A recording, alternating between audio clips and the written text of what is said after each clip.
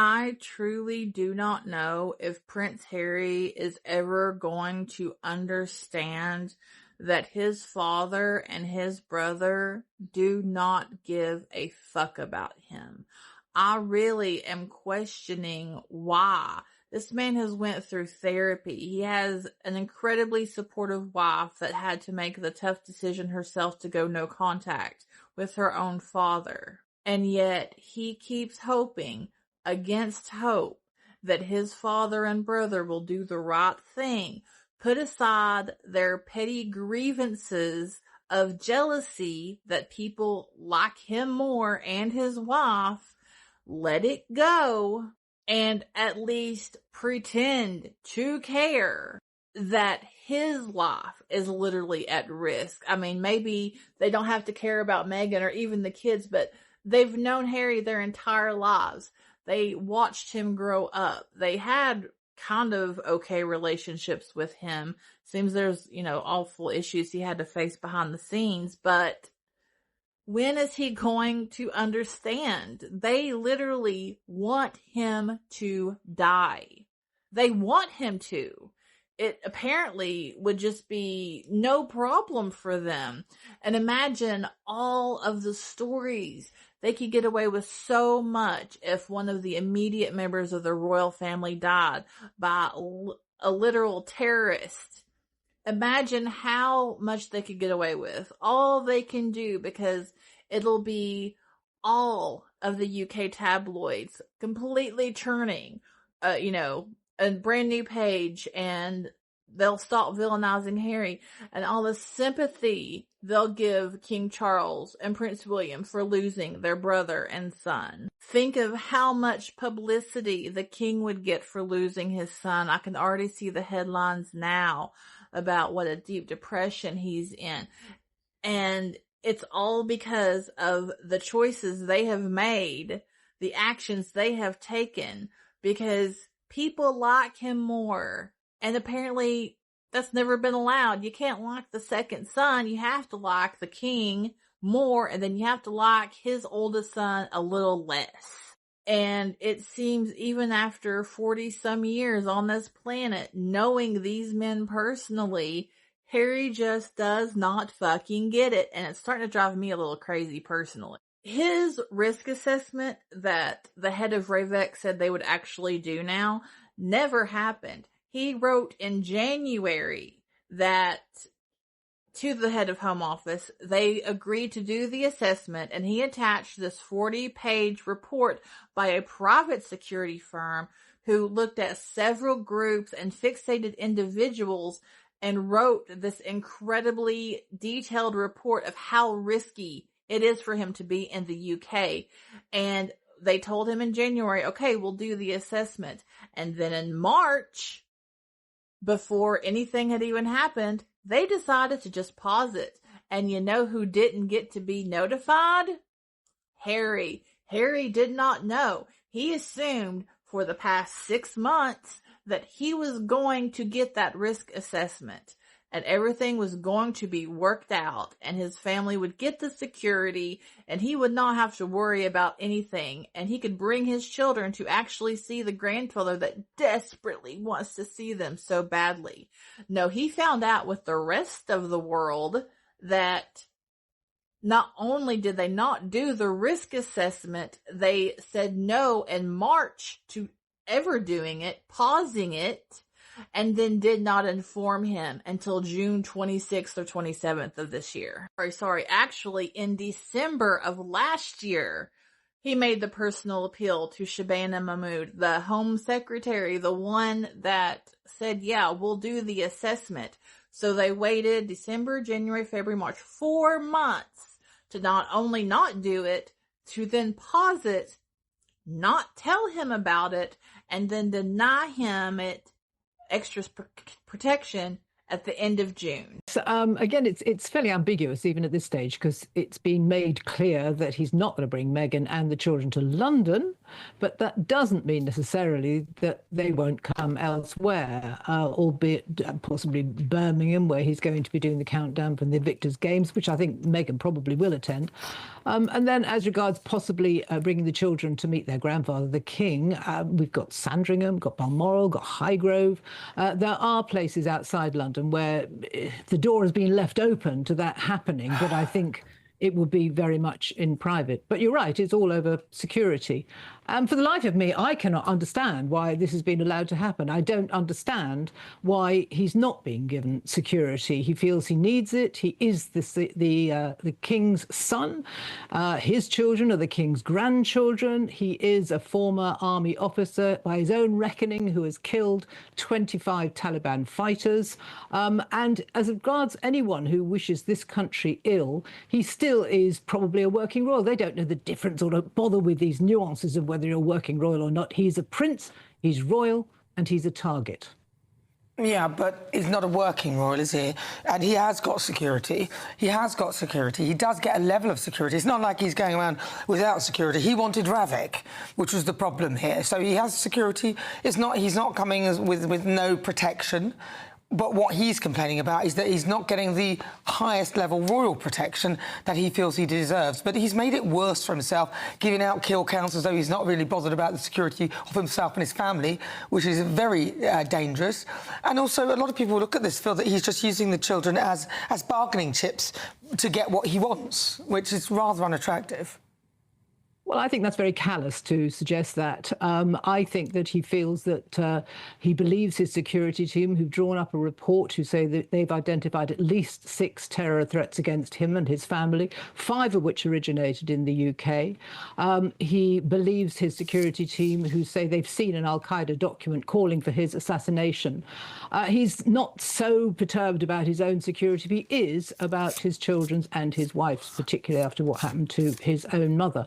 I don't think it's unreasonable to ask for security for a few days. We're talking about a few days in which he could have the security which involves armed protection. Yes, he'll bring his own team over, and yes, he pays for his own security. He's even offered to pay for security over here, but you can't buy the Metropolitan Police. That's not possible. They're not for hire.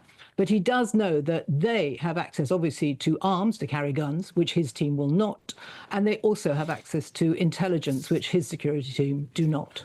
Well, then why can't he do it not in conjunction with a visit for the Invictus, but do it as something where it's just specifically focused bringing his family to this country? See, that's the problem. He appears to use these things to try and force the security, and then he'll go around the country doing this, that and the other and promoting whatever he wants, which I think the royal family have had a sick of, really. He's not a working royal.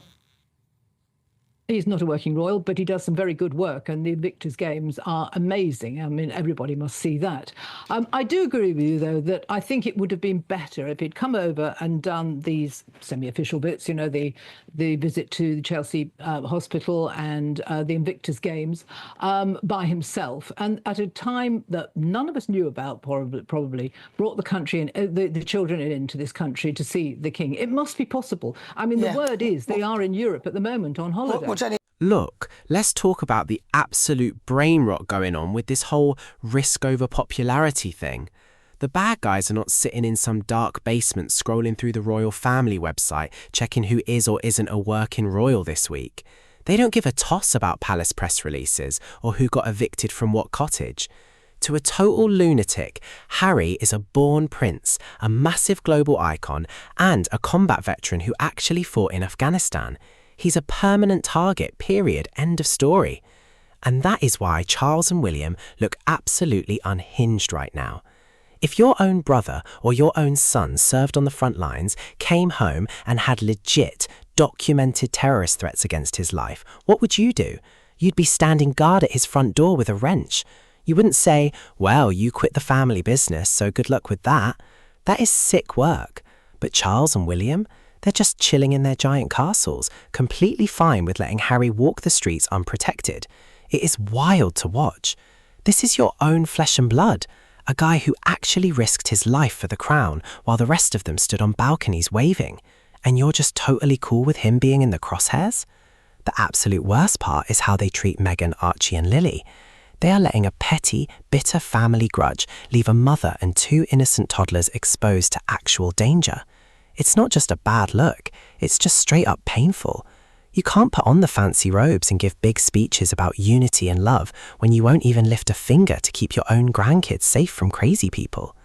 Harry has to make the brutal choice to travel by himself just to keep his family out of harm's way, while his own dad and brother act like he's just being dramatic. It's trash behaviour, honestly. Let's talk about that moment Jenny Bond went on GB News and absolutely shattered the royal matrix. You know the exact vibe. Usually these TV anchors try to play this cute little game where they downplay the danger, act like Harry's just being dramatic, and try to steer the ship back to safe palace-approved waters. But Jenny, she looked straight down the barrel of that camera and shut the host down fast. She basically said, "Stop the cap. He is royal, he is a target, period." If you're a regular person watching this, it is so incredibly refreshing to see a reporter with actual receipts refuse to play the game.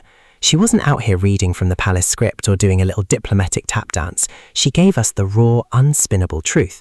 And honestly, it's about time someone with that kind of institutional clout yelled it loud enough for the people in the back to hear. For years, the media has tried to paint Harry's security concerns as some kind of Hollywood diva behaviour, like he's just throwing a tantrum for extra perks. But Jenny, standing her ground, proves what the real ones have known all along. The risk is real, the threat reports are real, and trying to act like a literal combat veteran prince is just fine walking around with state protection is pure madness. She completely flipped the script on the gaslighters, and that's exactly why the clip is doing numbers online. Let's talk about these intelligence receipts, because the math is officially mathing, and it is terrifying. We are not talking about some internet trolls leaving mean emojis in the comments section here. We are talking about a highly sensitive, lockdown confidential report that confirms 6 active terrorist threats aimed straight at Harry. And get this, 5 of them are originating right inside the UK. 5 on British soil. Al-Qaeda literally put his name in a document calling for his assassination. This isn't a vibe, it's a receipt.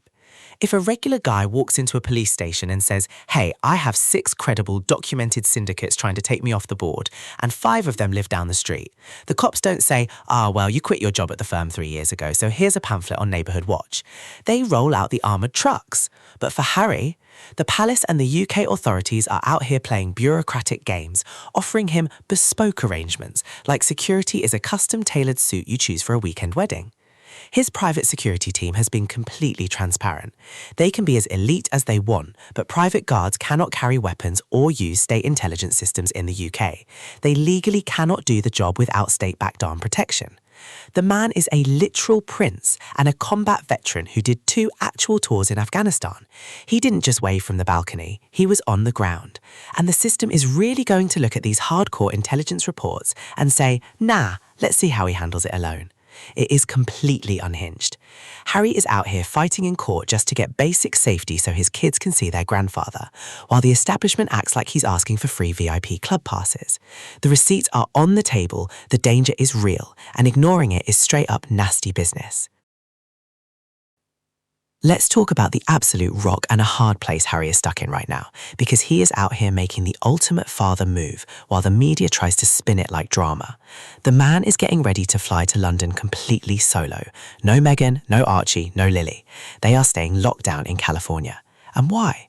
Because the UK government and the palace are refusing to give them the armed security they need to stay alive. If you are a dad, your number one job above everything else is to make sure your kids are breathing at the end of the day, period. You've got a stack of official intelligence reports saying 6 different extremist groups want to do you dirty, and 5 of them are sitting right there in the UK. What are you supposed to do? Pack up the toddlers, put them on a plane and just hope for the best? Hell no. So Harry has to make this incredibly painful, impossible choice. He has to show up for his commitments like the Invictus Games, but he has to leave his wife and kids behind just to keep them out of the line of fire. Think about how heartbreaking that is. Archie and Lili have every right to walk the streets their dad grew up on, to see their granddad and to know their British heritage. But instead, Harry has to act like a shield, flying into a high-risk zone by himself because the institution won't lift a finger to protect his family. The British tabloids want to call him entitled, but that isn't entitlement. That is a father doing whatever it takes to protect his babies from a system that clearly doesn't care about them. It is wild, it is messy, and honestly, it's just straight up trash that he even has to make this choice. Now, let's talk about the absolute clown show that is RAVEC, and the fact that King Charles is sitting there mute on the sidelines. It is officially next level foul. RAVEC, this shadowy little government security committee, basically looked Harry in the eye and promised they would review his security risk fairly. They said they'd check the data, and what did they actually do? Zip. Nada. They completely pulled the rug out from under him at the 11th hour, rejecting his family's police protection and forcing him to leave Meghan, Archie and Lili behind yet again. They straight up lied about playing fair.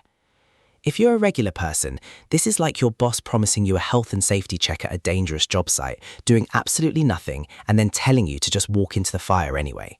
It's dirty work. But the most painful, infuriating part of this whole mess? Charles and William's complete, deafening silence.